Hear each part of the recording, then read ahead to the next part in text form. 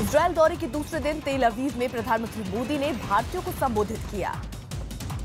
तेल अवीव में भारतीय समुदाय को संबोधित करते हुए पीएम मोदी ने कई अहम घोषणाएं की। पीएम मोदी ने तेल अवीव में भारतीय समुदाय से कहा कि इजरायल आने में 70 साल लग गए। 70 वर्षों में पहली बार किसी भारतीय प्रधानमंत्री का आना ये अपने आप में एक खुशी का भी अवसर है और कुछ सवालिया निशान भी है। पीएम मोदी ने भारतीयों के संबोधन में कहा कि भारत और इजरायल के बीच दोस्ती का संबंध है। पीएम ने कहा कि इजरायल में उन्हें जो सम्मान मिला वो 125 करोड़ भारतीयों का सम्मान है। जैसा सम्मान उन्होंने दिया है वो भारत के 125 करोड़ लोगों का सम्मान है। पीएम मोदी ने दिल्ली और मुंबई से तेल अवीव तक सीधी विमान सेवा चलाने का ऐलान किया। पीएम मोदी ने इजरायल में जल्द ही भारतीय सांस्कृतिक केंद्र खोलने की घोषणा की। पीएम ने कहा कि इजरायल में रहने वाले भारतीयों को जल्द ही ओसीआई कार्ड मिलेगा। पीएम मोदी ने कहा कि जीएसटी लागू होने से पहले भारत के लोग टैक्स के जाल में उलझे थे। आज जमैका में भारत और वेस्टइंडीज के बीच सीरीज का 5वां और आखिरी वनडे खेला जाएगा। मंदसौर में किसानों की हत्या का 1 महीने पूरा होने पर कांग्रेस आज जेल भरो आंदोलन करेगी। महाराष्ट्र के पिंपरी चिंचवाड़ में 4 साल की बच्ची की हत्या के 2 आरोपी गिरफ्तार किए गए। बिहार के पूर्णिया में एक शख्स पर अपने ही बेटे को जहर देकर हत्या करने का आरोप लगा। अक्षय कुमार ने कहा कि रजनीकांत के साथ उनकी फिल्म 2.0 अब तक की सबसे महंगी फिल्म होगी। टाटा फाइनेंस के पूर्व एमडी दिलीप पंडसे ने दादर पूर्व स्थित अपने घर पर खुदकुशी कर ली। एमपी के मेरठ में पत्नी का एमएमएस बनाकर साले से लाखों रुपए वसूलने का मामला सामने आया। आईसीसी महिला क्रिकेट विश्व कप 2017 में भारत ने श्रीलंका को 16 रनों से हरा दिया। श्रीलंका के खिलाफ मैच में 78 रन बनाने वाली Deepti Sharma player of the match चुनी गई। अमेरिका में आजादी का जश्न मनाने के दौरान कई शहरों के लोगों ने जमकर आतिशबाजी की। यूपी के इलाहाबाद में पति को गर्लफ्रेंड के साथ पकड़े जाने पर पत्नी ने जमकर हंगामा किया।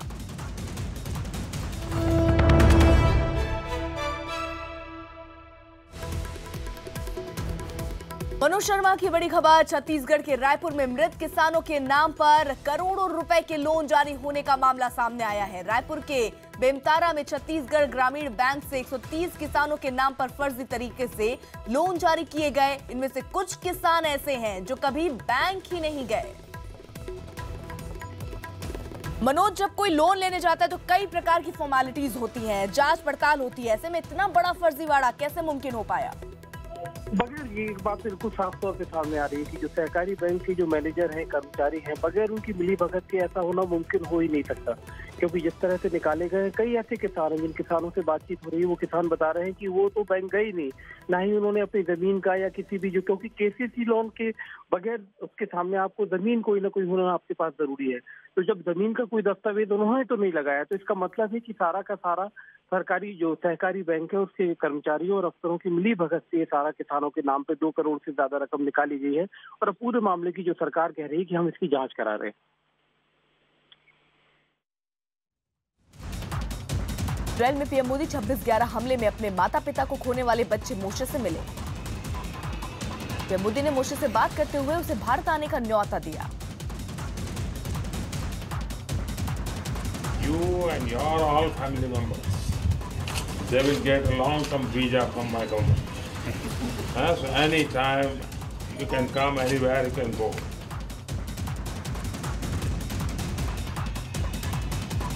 मोशे ने भी प्रधानमंत्री मोदी का हिंदी में नमस्ते बोलकर अभिवादन किया।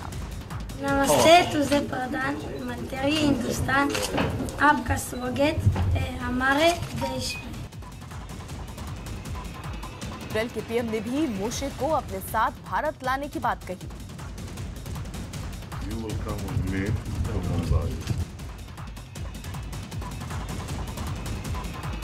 तेल अवीव में पीएम मोदी इजरायली प्रधानमंत्री से एक बार फिर से गले मिले। यूपी के मंत्री एसपी सिंह बघेल ने कहा कि अपराध हो रहे हैं और होते रहेंगे। यूपी के कानपुर में प्रेम प्रसंग में युवक की हत्या के आरोप में 4 लोग गिरफ्तार किए गए। बिहार के समस्तीपुर में शादी से इनकार करने पर सनकी ने छात्रा को ट्रेन से फेंक दिया। उत्तराखंड की विकासनगर पुलिस ने तेंदुए की खाल के साथ 3 तस्करों को गिरफ्तार किया। जीएसटी के खिलाफ अजमेर के कपड़ा व्यापारियों ने अनिश्चितकालीन हड़ताल शुरू की। यूपी के अमरोहा में खनन के मुद्दे पर बीजेपी और वीएचपी के नेता आपस में भिड़ गए। आयकर विभाग ने एनसीपी नेता छगन भुजबल और उनके परिवार की बेनामी संपत्ति जब्त की। कांग्रेस ने पश्चिम बंगाल के राज्यपाल और पुदुचेरी के उपराज्यपाल को हटाने की मांग की। मुंबई के सर एचएन रिलायंस फाउंडेशन अस्पताल में पहली बार रोबोटिक किडनी ट्रांसप्लांट हुआ। अभिनेत्री प्रियंका चोपड़ा ने पेरिस फैशन वीक के दौरान अपनी कुछ तस्वीरें शेयर की। उत्तर प्रदेश के शाहजहांपुर में युवक की हत्या के बाद उसका शव खेत में फेंक दिया गया। जापान में तेज बारिश के बाद आई बाढ़ में एक शख्स की मौत और कई लोग लापता हो गए। किसान संगठनों ने मध्य प्रदेश की शिवराज सरकार पर किसानों की अनदेखी का आरोप लगाया है। बिहार के गया में डायन होने के शक में महिला का सिर मुंडवाकर उसे जलाने की कोशिश की गई। यूपी के बिजनौर में एक शख्स ने पत्नी और 2 बेटियों को घायल करने के बाद खुदकुशी कर ली। काले हिरण के शिकार के मामले में आज सलमान खान की जोधपुर कोर्ट में पेशी होनी है।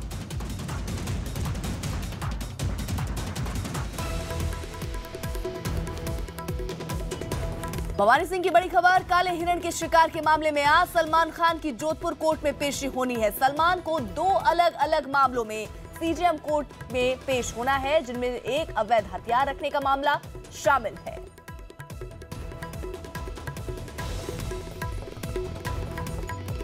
तो बड़ी खबर, काले हिरण के शिकार के मामले में आज सलमान खान को जोधपुर कोर्ट में पेश होना है। सलमान को 2 अलग अलग मामलों में सीजेएम कोर्ट में पेश होना है, जिनमें से एक अवैध हथियार रखने का मामला भी शामिल है।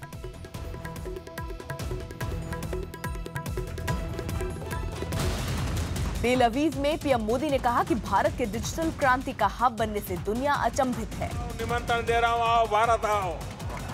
निर्णय कर लिया। पिछले 3 वर्षों में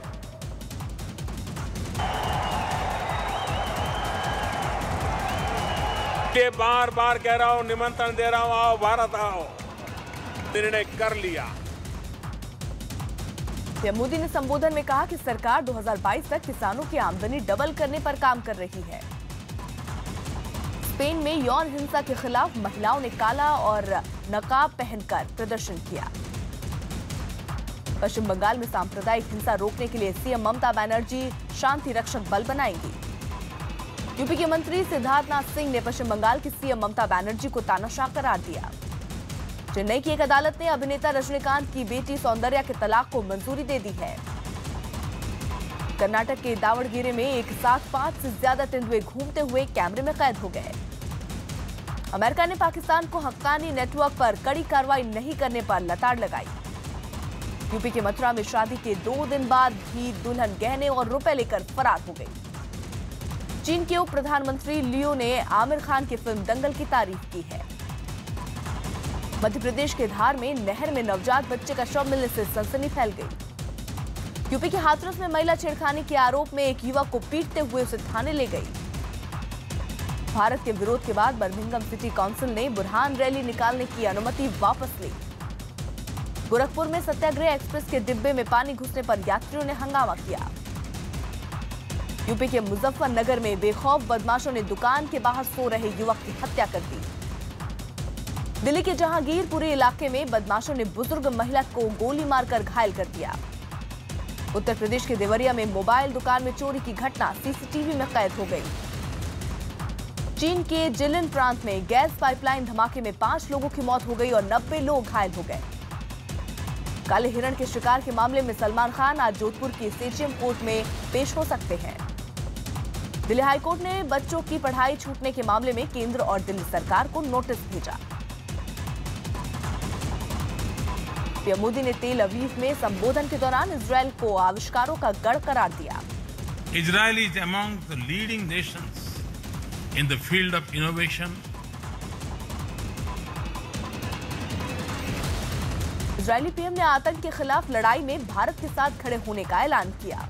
This is an expression of our commitment to fight the bad and work for the good. Israeli PM ने भारत के साथ इजरायल के रिश्तों को रूहानी करार दिया। It's a marriage really made in heaven, but we're implementing it here on earth. PM Modi आज हैफा में पहले विश्व युद्ध के शहीद 44 भारतीय सैनिकों को श्रद्धांजलि देंगे। पीएम मोदी ने कहा कि भारत इजरायल का साथ परंपरा, संस्कृति, भरोसे और दोस्ती का है।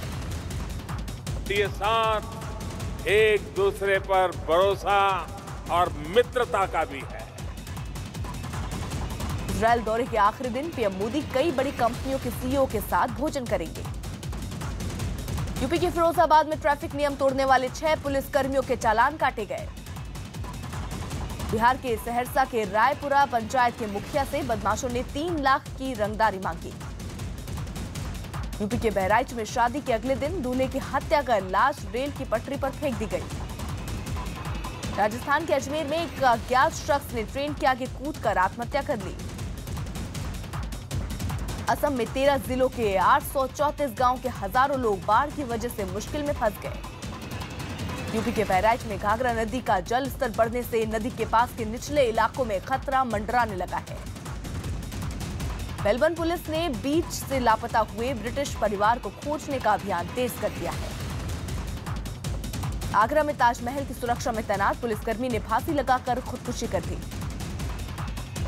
करनाल में बेटी के जन्मदिन पर हर्ष फायरिंग में गोली लगने से पिता की मौत हो गई। उत्तर प्रदेश के गाजीपुर में युवक की हत्या के 2 आरोपियों को गिरफ्तार कर लिया गया। झारखंड के बोकारो में तेज बहाव के पानी में फंसे 2 लोगों को सुरक्षित बचाया गया। बिहार के गोपालगंज में प्रेम विवाह से नाराज कुछ लोगों ने एक युवक को गोली मार दी। यूपी के कानपुर में चोर दवाई की दुकान का शटर तोड़कर 2 लाख रुपए चुराकर फरार हो गए। उत्तराखंड के ऋषिकेश में लक्ष्मण झूला के पास खाई में गिरने से एक हाथी की मौत हो गई। पीएम मोदी इजरायल के पीएम के साथ ऐतिहासिक म्यूजियम भी देखने गए। इजरायल के राष्ट्रपति ने पीएम मोदी की तारीफ की और भारत को सच्चा दोस्त कहा। इजरायल के राष्ट्रपति ने कहा कि इजरायल के साथ मेक विद इंडिया होना चाहिए। पीएम मोदी ने भारत इजरायल के बीच का संबंध आई फॉर इंडिया और आई फॉर इजरायल बताया। इंडिया का आई, इजरायल का I for I with I. Uttar Pradesh के औरैया में कमरे में बंद अटैची में नाबालिग का शव मिलने से सनसनी फैल गई। बांग्लादेश के गाजीपुर में कपड़े की फैक्ट्री में धमाके में 10 लोगों की मौत हो गई। यूपी के मुजफ्फरनगर में ग्रामीणों ने एक बड़े अजगर को पकड़कर वन विभाग को सौंप दिया। दिल्ली के शादरा इलाके में एक युवक ने छात्रा को चाकू मारकर घायल कर दिया। यूपी के इलाहाबाद में पेट्रोल पंप पर युवकों के बीच हुई मारपीट सीसीटीवी में कैद हो गई। शाहरुख और अनुष्का की मस्ती से भरी फिल्म जब हैरी मेट सेजल का ट्रेलर जारी हो गया। सही नहीं है मेरा। मीन्स मतलब मैं लड़कियों को गंदी नजर से देखता हूँ मैम। अलीगढ़ में मुस्लिम विश्वविद्यालय में बीटेक की छात्रा ने जहर खाकर खुदकुशी की। बिहार के नालंदा में तीसरी क्लास की छात्रा को छेड़ने वाला आरोपी शिक्षक गिरफ्तार हुआ। यूपी के बहराइच में घाघरा नदी का जलस्तर बढ़ने से आसपास बाढ़ का खतरा बना हुआ है। यूपी के मुरादाबाद में मोबाइल टावर में शॉर्ट सर्किट से आग लगने से अफरा तफरी मच गई।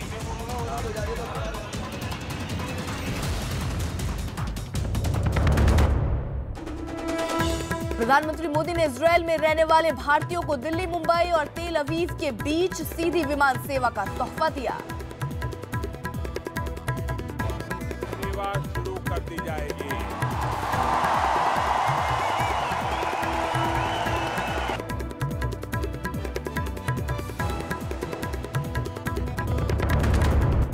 पीएम मोदी ने इजरायल में भारतीय सांस्कृतिक केंद्र खोलने और ओसीआई कार्ड देने के नियम आसान बनाने का ऐलान किया। पाकिस्तान का नाम लिए बिना भारत और इजरायल ने आतंकवाद को समर्थन और पैसे देने वालों से मिलकर लड़ने का ऐलान किया। पीएम मोदी ने इजरायल को आई फॉर इंडिया और आई फॉर इजरायल की दोस्ती का नया मंत्र दिया।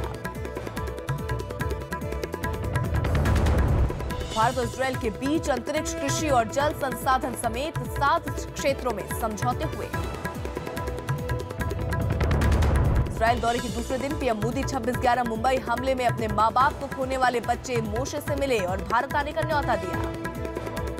नमस्ते तुझे प्रधानमंत्री हिंदुस्तान, आपका स्वागत है हमारे देश में। प्रधानमंत्री मोदी इजरायल के पीएम के साथ इजरायल का ऐतिहासिक म्यूजियम देखने भी गए।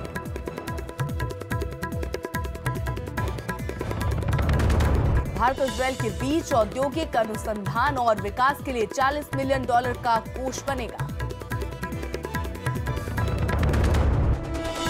इजरायल में प्रधानमंत्री नरेंद्र मोदी के सम्मान में रंगारंग सांस्कृतिक कार्यक्रम का भी आयोजन किया गया।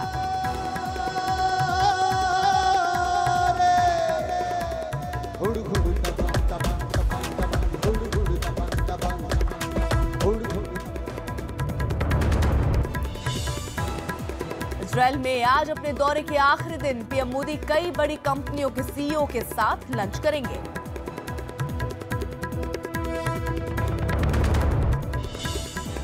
पीएम मोदी आज हैफा में पहले विश्व युद्ध में शहीद हुए 44 भारतीय सैनिकों को श्रद्धांजलि देंगे।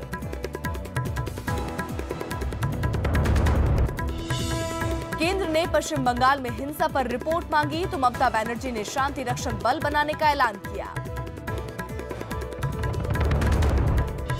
भारत के ऐतराज के बाद लंदन में बर्मिंघम सिटी काउंसिल ने आतंकवादी बुरहान वानी दिवस मनाने की इजाजत वापस ली। सिक्किम सीमा विवाद में भारत को दबाव में लेने के लिए चीन सरकार भारत में अपने नागरिकों के लिए अलर्ट जारी कर सकती है।